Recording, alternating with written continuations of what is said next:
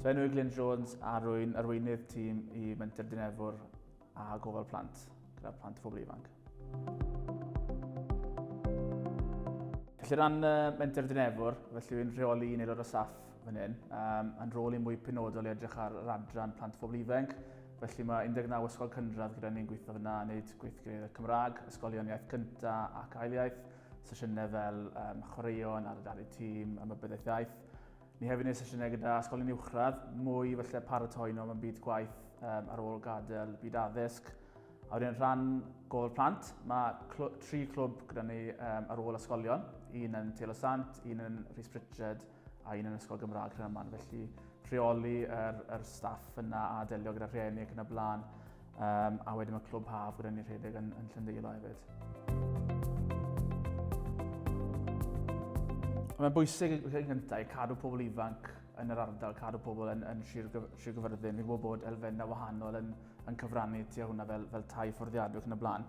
Ond mae'n bwysig bod ni'n cadw pobl ifanc o ran siarad Cymraeg, rhoi cyfleoedd i plant a phobl ifanc i ddatblygu a cael profiadau newydd. Mae'n bwysig bod pobl ifanc yn cael profiadau, bod nhw'n dysgu wrth y profiadau hyn. A hefyd o'r syniadau newydd i'r cwmni hefyd. Fi'n gwybod bod y byd yn wedi byd felly technoleg yn datblygu o dydd i ddydd, a felly mae'r syniadau byddwn ni'n gwneud 3, 4, 5 mlynedd yn ôl. Felly bach yn outdated nawr, felly mae'r pobl ifanc yn dod â syniadau newydd a yn wedi pethau fel TikTok yn y blaen sy'n syniadau. So, mae'n neis cael syniadau newydd yn ei ddod.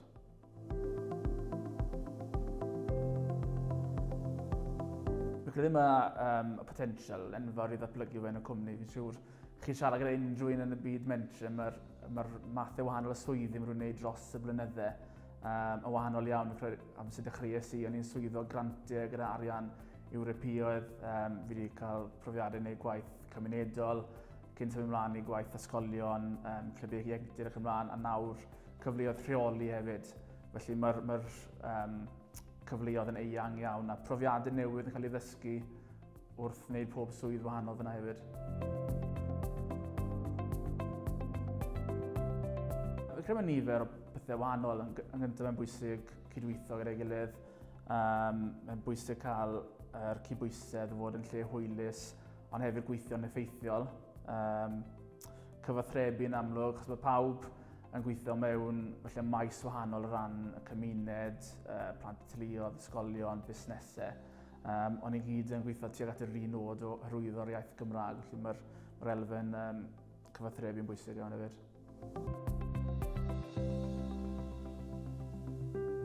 O ran cadw pobl yn Sir Gyfyrddin, mae'n bwysig bod ni'n cadw pawb o bob oedran o ran hyrwyddo, siarad Gymraeg. Yn bersonol i fi fi'n gallu gweithio'n lle dwi'n cael y magu i'r ardal, dwi'n cael fy magu yn. Gallu fod yn agos i teulu ac yn y blaen. Hefyd, mae'n rhieni dal i ffermio. Felly, os mae rhywbeth yn codi ar y ffarm, dwi'n rhyw 20 munud bant o'r ffarm hefyd. So, mae'r elfen y wahanol na gyd yn bwysig i fi ran weithio yn Sir Gyfyrddin ac yn Dinefwr.